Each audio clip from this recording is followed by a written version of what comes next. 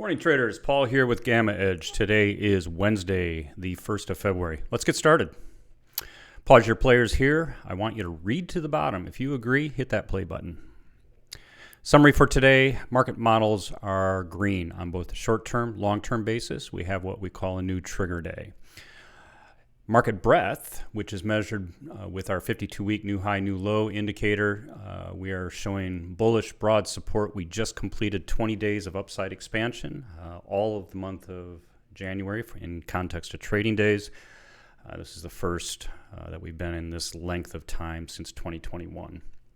FOMC today, we are seeing a bit more volatility, and we expect something to happen after 2 p.m. after the notes come out, and then 2:30 I think is when Jerome Powell speaks.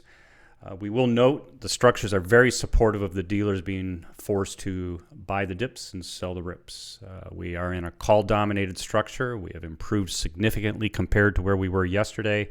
And if the structure remains intact, we do see the upper goalposts moving from 4,100, which is where they are right now, to 4,150 and 4,200, possibly by the end of next week. Next week is not overly strong, though, but it certainly is call-dominated. We need to see more call speculation to the upside to replace what's expiring between now and next Friday. Yesterday was the JPM, what we call the mother bear. It's kind of the mid-range contracts that were rolled out. Here are the new strikes. The implications are not overly significant, just kind of want to show you where we are. And you can see the strikes are the same for the put spread. The upper part of the short calls, which form the collar, are a little different. Note the magnitude now for February is pretty small.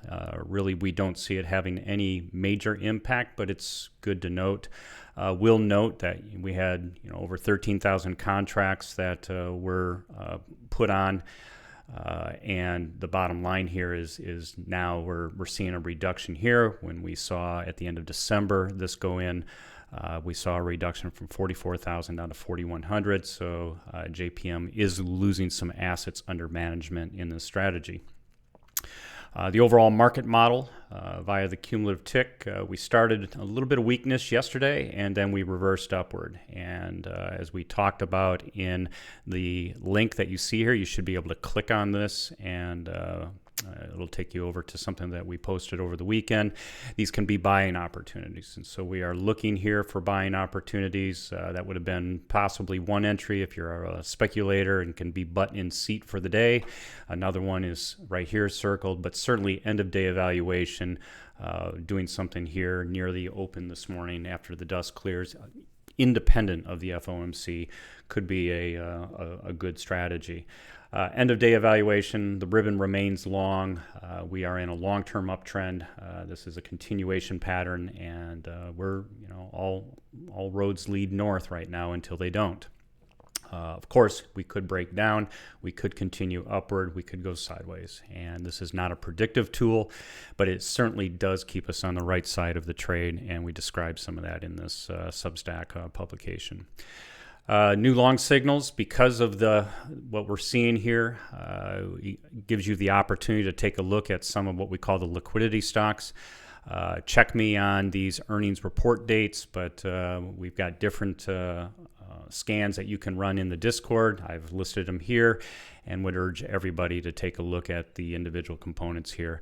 Some guidance on the maximum drawdown for the 50th percentile, which is the average drawdown, and the maximum drawdown right tail worst case scenario, what you could see with average holding days are shown there. Key levels. We'll note here on the SPX PM-Settled Complex, which is over here on the left, that COI has moved from 4,100 to 4,150. That happens when calls go in. Now, there is no time component in the call, so we don't know what the expiry of these are purely from this. This is why call open interest and put open interest, or PCR, put-call ratios are really ineffective. But nevertheless, when we do see a movement upward in COI, the speculators are clearly targeting higher strikes, and we'd like to see a leapfrog between plus GEX and COI as we move up in advancement of the chains. Over here on the combo complex, which is the AM and the PM, want to call just a few things. No change. 3,800 is the left goalpost, 4,100 is the right goalpost. We'll note, though, that we've had a significant shift upward in the call-dominated delta bias. And what that means is that yesterday's action, whether it was short covering or whatever it was, doesn't matter. Calls went in. And and puts came out. And at the end of the day, that's given us a delta structure that is very, very strong. Now, all of that said, the open high-low close expected move, conservative value for premium sellers has almost doubled relative to where we have been. Yesterday it was at 2.1. Late last week it was at 1.8. So just be aware that the expected move is being priced in by the markets, and that's due to the FOMC. So we expect this to collapse after the news events today. So we'll be watchful for that. If you're not an experienced trader, don't necessarily recommend selling premium unless you can get a good price somewhere down below these levels. PM-Settled Complex, there's not much to say here. This is very clean. The JPM March short calls are present. They're not liquid, but they will remain on our radar now until the end of March. You can see where they're playing here. We do have this node that is developing at 40.15. Not exactly sure of the genesis of that, but just be aware of that. This is the transition range. We're right at the top of the transition in the SPX PM-Settled Complex. That is notable. Just want to call out the quarter levels all the way on up are very, very dominant, very strong. So as we move up, we could get captured by any one of these. And as we move through these levels, you can see the overall relative magnitudes in the gamma are significant. And that could propel us even further north. So just be aware of what's happening here. The delta structure is green up and down with the exception of the two notables at 40.65 and 40.15. Zero DTE action, very clean transition. A couple nodes just to be aware of or strikes to be aware of where if we do go down, if we do penetrate transition, we do expect the 4,000 and 40.25 to offer areas of liquidity. To the north, the 4,100 is clearly there, and you can see there's a relatively large mass of zero DTE calls that are due to come off. Of course, the speculators need to step up and replace these. Very clean structure, though, and you can see all the way up here that there are any movement to the north, these folks will most likely get some value out of their deltas, and just shows that we are now starting to target the upside here. Taking a look here at the 1 DTE, this is a view into tomorrow. We are seeing a little bit of weakness down here, not suggestive of going there, of course, but just be aware that tomorrow's structure, which is a Thursday structure, it's neutral. Can't really torture a lot of information out of a neutral bias, right? So we've got a balanced kind of thing going on. But we would not be surprised if we did move down into this area, into an overnight parking, because the deltas are relatively flat, low exposure here, very close to a low gamma exposure. So really today's zero DTE and the action of the news will really drive what's going to happen.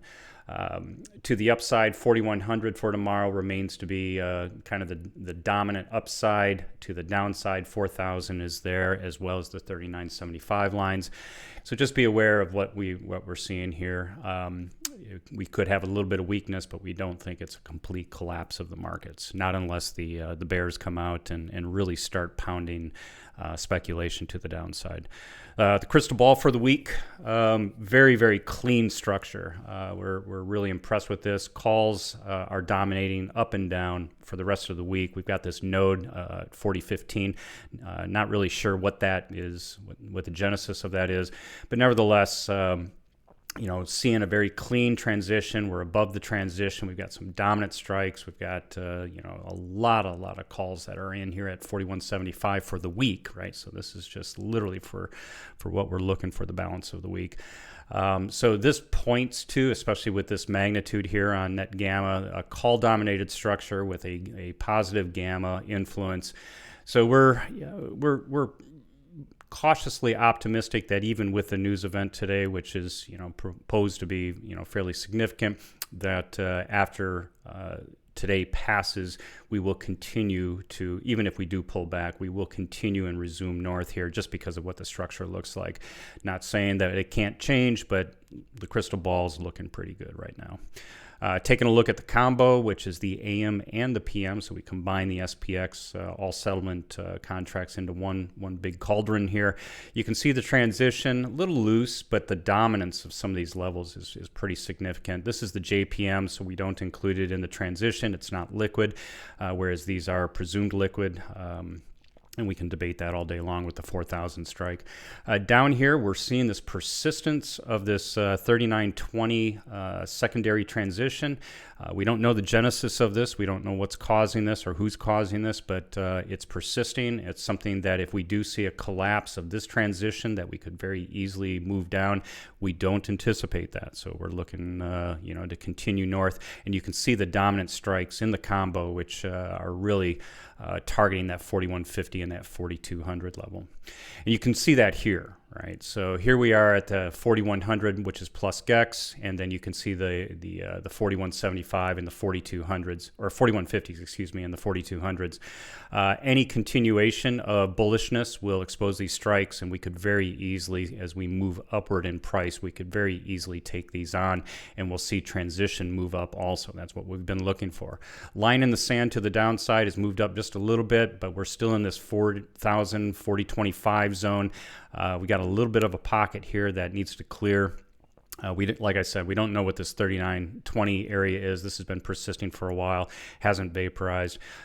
This negative spike that's just below us is that JPM end of month March. These are those short calls at, I think there are 41,600 contracts that were opened at the end of December. They are scheduled to roll at the end of March, and they are showing their heads. They will have a gamma and a delta influence. To the downside, 3,800 unchanged, not seeing any major growth here. Would like to see the 3,900 line or the 3,950 really start to grow. Not seeing that right now, but we're not seeing a growth overall here. So in general, all the focus is on the upside, and that's where we're putting our attention also, because we think that's where the market wants to go. So that's it for today. If you have any questions, comments, want to kick the tires, come on in to GammaEdge.us. In the upper right-hand corner, there's a pricing tab. Click it, fill out the blanks, come on into the Discord.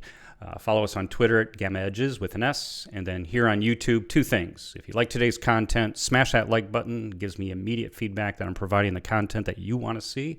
And two, subscribe to us, because Taylor, myself, and Michael are always posting videos, and we want you to see what we're seeing.